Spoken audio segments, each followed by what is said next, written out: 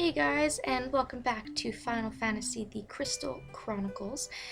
In this video, we're going to go ahead and I think I'm going to go ahead and do the 3 worlds that we did in the first year. The reason for this is because I've actually figured out that we are able to go everywhere we've already been. We're going to be able to pass through every single stream, so we'll be able to get from Tippa all the way to Alphataria. So if we want to go visit some more stores or something, we're more than happy and free to do that.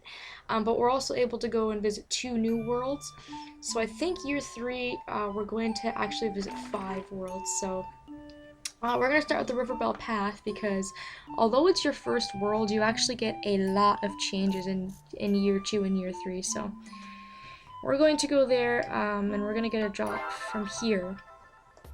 And then I guess we'll continue on from that point. Now I kind of mentioned that I was going to try and show off each world in great detail once, and then I was gonna not really speed run through it, but I wasn't gonna show off everything a second and a third time. So I'll pop the bios in so you guys can at least see those, because there are actually quite a few enemies that are new.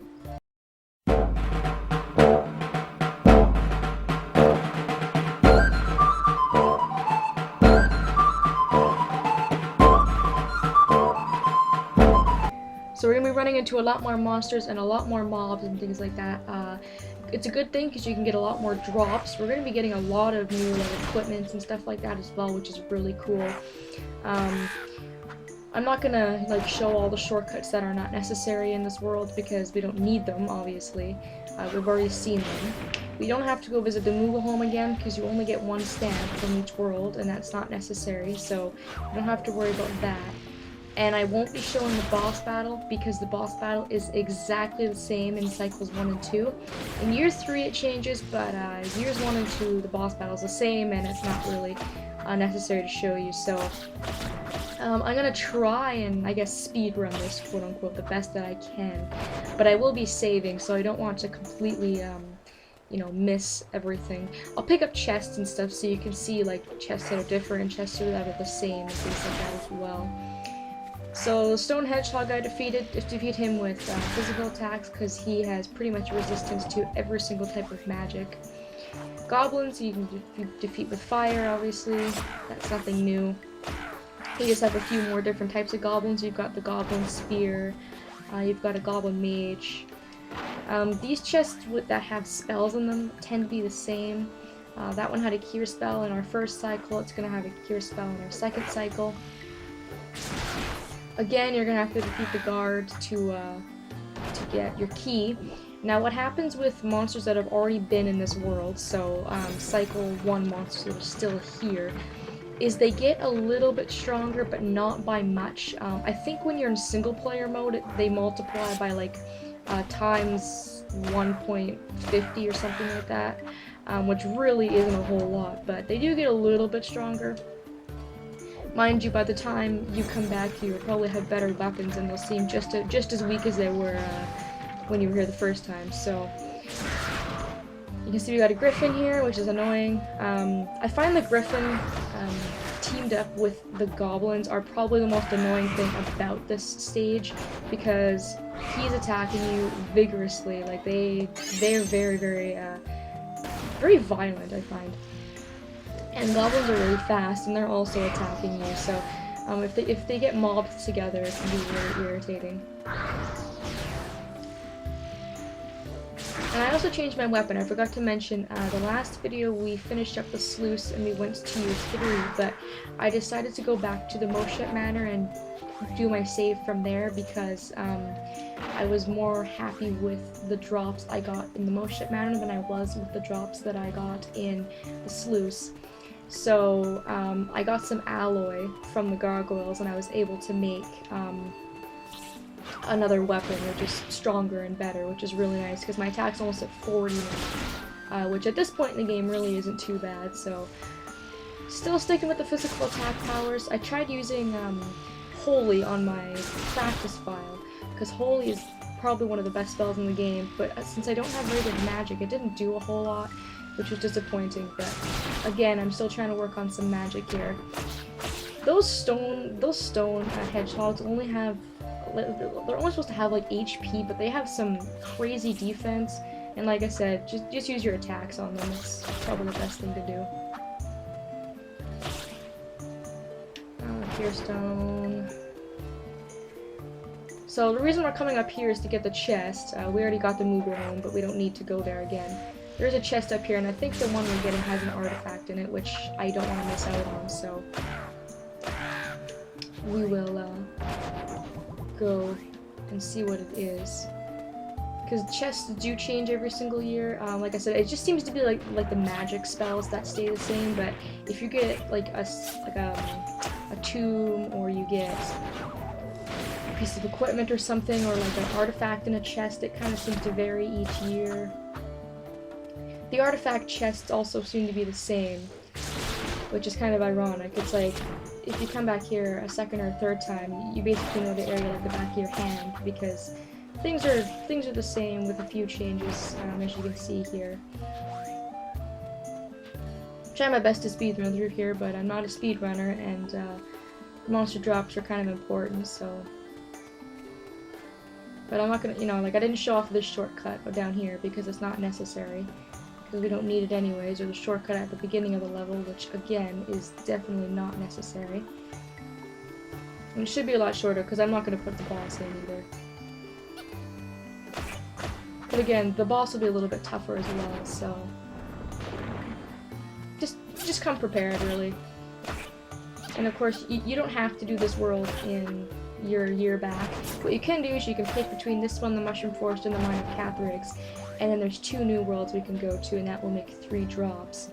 What I'm gonna do, though, I think, I'm not gonna show you guys, obviously, because we already did it, but I'll go back to the sluice because I didn't save it, so I don't have, like, year 1 registered in that world, if you know what I mean. Like, I didn't go there and get my drop last year because I went back to the manor, so I need to go back and do that world and save it, because I want to be able to go back there in years 5 through 8 to show you guys what happens later on in the game. So next time you'll see me, I'll probably have 2 drops instead of 1, so don't be too alarmed. I'll probably again just reiterate that at the start of the next video, but I'm not talking much about the world because you guys already saw this. As you can see, like in these chests we get something like a frost craft, for example. We haven't seen that before. That's actually something for a tailor. It's not a piece of equipment, it's considered like a piece of clothing, and we'll have to get into that later, because tailors I find are actually kind of rare. And this will contain another life spell. Yep. Not gonna pick that up. But like I said, it's the same, it seems like. And this is the last little leg of the world here. And this area is by far the most annoying because you'll see in a minute they threw in a bunch of mobs for us, which I love mobs. I also hate that the griffin jumps, so you can't really do a lot of spell casting and focus attacks on him. So what's really annoying too is that my focus attacks change now that I changed my weapon. You know how I used to charge at the enemy? Well, now I just shoot them from a distance, which is kind of a good thing and kind of a bad thing. I feel that if I was still charging at this griffin, I might be able to actually stun him before he gets up in the air, but the focus attack now takes a little bit more time to actually travel and hit him, but yeah, whatever, it's fine. There we go. We're also picking up, I think we also almost have all of our artifacts, which is really nice. As the years go on, you also get a lot nicer stat boosts. I almost died, that would have been embarrassing. You get better stat boosts, like instead of having +1, you seem to get, like +3 a lot of the time, or you just get better stuff in general. So that's really nice. Like right here, this is the most annoying part of this place because you've got the goblins who do not leave you alone. The griffin's strong and he's also very, very ruthless, and now you've got 2 of them, so yeah, this is just annoying, very annoying. I'm gonna see if I can maybe lure some of them out. I don't know, they're all gonna follow me, lovely. Because usually if you lure them out far enough, the ones that were farther away from you will go back. There we go. Lure the griffin out, single him out, and then heal up and go back. It's kind of my strategy. If I find I'm in a little bit of a sticky situation, I'm definitely not afraid to run, not afraid to use food, because it's just not worth dying. What you can do is you can also put like a phoenix down in your command slot, and it will automatically use it. If you were afraid of dying, which I guess I could do, I might just demonstrate that for the heck of it one time, because I have a crap load of phoenix down that I do not use. So, Griffin's Wing, ooh, those are, they're not really rare, I guess, but whenever you get crafting material, pick it up, because you always seem to be really short of one or two things, and they're usually really hard to find, so. See, now that I single them out, it's a lot easier to actually defeat them, which is really nice. So, I'm sure the weapon helped as well. Yeah, it attacks at 38, and I don't remember what it was at the end of last year. Was it 36 maybe or something, or 34? Who knows? And a Flamecraft. So we got a Frostcraft and a Flamecraft. I'm really hoping we'll be able to find a tailor who can make those for us. I actually want to say there's one back in Tippa that I've created, you know, like somebody's family that I can use. I might demonstrate that. And a lightning craft. Oh, okay, so we got one of each. We got a flame, frost, and lightning craft, which is really, really nice. And before we leave, we've got every single one of our little treasures we can pick up at the end of the video, so we can see what kind of boosts we'll be getting. We picked up a lot of spells. Actually, there's quite a few spells. Lots of crafts. You can see the thing about crafts too. Most crafts anyone can use, which is really, really nice because it will give you really, really good benefits. Salad, I can destroy. Belt, we're already wearing that, I can destroy that. Our inventory is getting quite full, so hopefully we'll be able to pick up some really, really nice things in other worlds that we go to as well. I'm gonna go ahead, defeat the boss, I'll cut it out, and then I will meet you guys when we get our drop and our letter and all that good stuff. Okay, so there we go. The crab was defeated. He was exactly the same, like I said, so I didn't feel it was necessary to show him in this video at all. Sorry for those of you who are disappointed at that fact, but, you know, like I said, I was gonna try to make these a little bit quicker the second and third time around, because that's kind of what you guys had wanted. You didn't really want me to drag on each world 3 times through, because you've seen it like 1, 2, or 3 different times, so. Let's get our mail. Mail doesn't change throughout the years, obviously, as you've seen. But mail never gets any less exciting, I'm not gonna lie. To live. The Selka code. First, get the food. Second, get the gil. Third, get the items. Last but not least, get others to defeat your enemies for you. That's how it's done. Oh, Mom. Alright, let's send her a seed, because again, I don't have much use for seeds. And I don't know if maybe I keep sending seeds, if I'll get something else, because, you know, like I got the rainbow grape tree. Maybe I'll get, like, potatoes or something, I don't know. We'll see.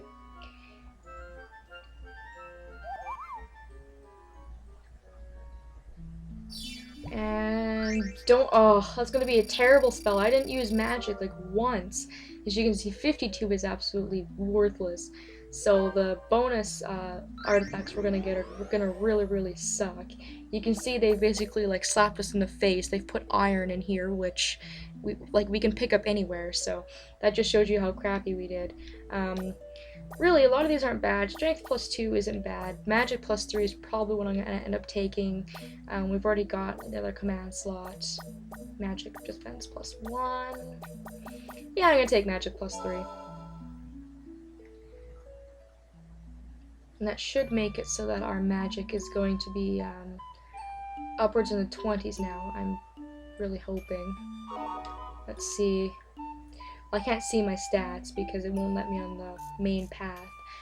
But that's about it for the River Belle Path for the second time, the second cycle. We'll be going there again for a third and final time in the next year it's available.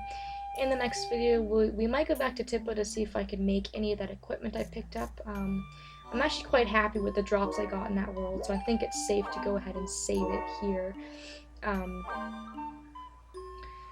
And we'll probably go ahead and do the Mushroom Forest and the Minor Catharates, and then we'll go on to our next few worlds. So, thank you guys so much for watching. I hope you enjoyed the second time around there, and I hope to see you all next time.